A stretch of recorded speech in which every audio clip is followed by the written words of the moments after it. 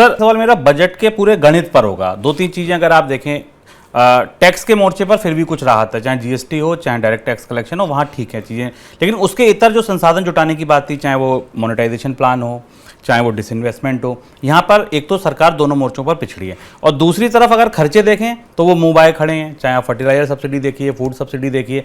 तो आपको क्या लगता है गणित पर पूरी बजट की गणित किस तरीके से बिखर सकती है?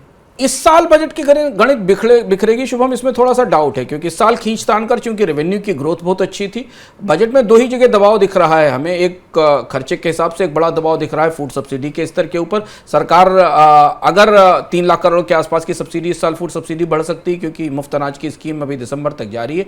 गहरी दुविधा है सरकार के सामने, बड़ा चुनाव सामने है, उसके बाद कई राज्यों के चुनाव उससे पहले होने। अगर मुफ्त अनाज की स्कीम फिर और लंबे समय तक जारी रखनी है, जबकि भारत के अनाज भंडार में कमी है, तो आप मान लीजिए कि इस साल के बजट का एक हिस्सा पटरी से उतरेगा और अगले साल के लिए उतने संसाधन भी बजट में नहीं होंगे।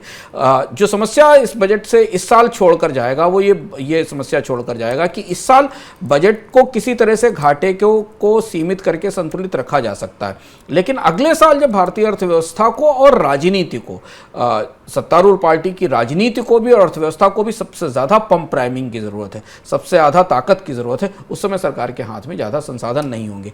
इस साल के आंकड़ों में एक तो फूड सब्सिडी दबाव की वजह है और दूसरा पेट्रोलियम सब्सिडी, जो कि हम इस पर चर्चा कर रहे हैं कि तेल कंपनियों के नुकसानों की भरपाई सरकार को करनी होगी। अगले साल इस साल जो अतिरिक्त स्रोत थे आय के, उसमें डिसइन्वेस्टमेंट पूरा नहीं हो पाया। सरकार ने LIC और अभी जो हमने एक्सिस बैंक में हिस्सेदारी बेचते देखा, वही छोटा सा हिस्सा बिका।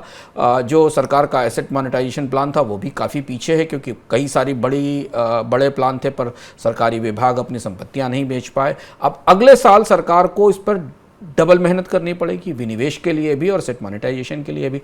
लेकिन शेयर बाजार को लेकर जो नई संभावनाएं आ रही हैं, आज गोल्डमैन सैक्स की रिपोर्ट आई कि अगला पूरा 2023 जो है वो बेयर जोन में जाएगा। शेयर बाजारों में उतनी तेजी नहीं दिखाई देगी, इसलिए 2023 का बजट अब एक नए संदर्भ में, बिल्कुल एक डिफरेंट तरीके के कॉन्टेक्स्ट में देखा जाएगा कि लो ग्रोथ को प्रॉप अप करने के लिए लगभग ये वैसी स्थिति है जैसी स्थिति कि आप अर्थव्यवस्था को सिंक से निकालने के लिए नए सिरे से उसमें निवेश करना चाहते हैं। और उस समय तक जब कि 2 साल में महामारी और मंदी से लड़ते लड़ते बजट थक चुके हैं, सरकार का भी बजट भी थक चुका है, राज्य सरकारों के बजट भी थक चुके हैं, इस दृष्टि से बजट को देखना जरूरी होगा और इसलिए ये बजट काफ़ी महत्वपूर्ण होने वाला है भारतीय अर्थव्यवस्था के लिए।